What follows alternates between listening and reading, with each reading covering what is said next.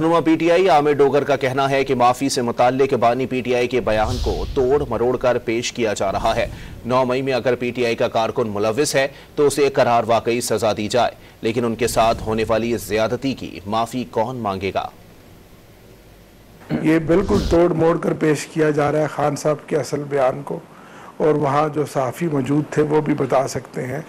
बात असल में ये है कि खान साहब ने कहा कि अगर 9 मई के वाक़या में ये साबित हो जाए कि जलाओ घेराव में तहरीक इंसाफ के कारकुनान या मैं मुलव्वस हूँ तो फिर मैं माफ़ी मांगने के लिए तैयार हूँ।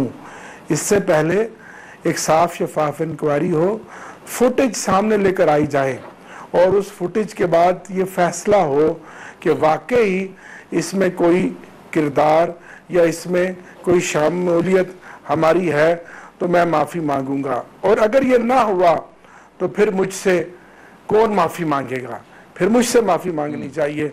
मैं मुल्क का साबिक वज़ीर आज़म था, मैं मुल्क का मकबूल तरीन लीडर हूँ। रेंजर्स ने जिस बुरे तरीके से मुझे उठाया और घसीटते हुए मुझे लेकर गए, इस पर माफ़ी कौन मांगेगा।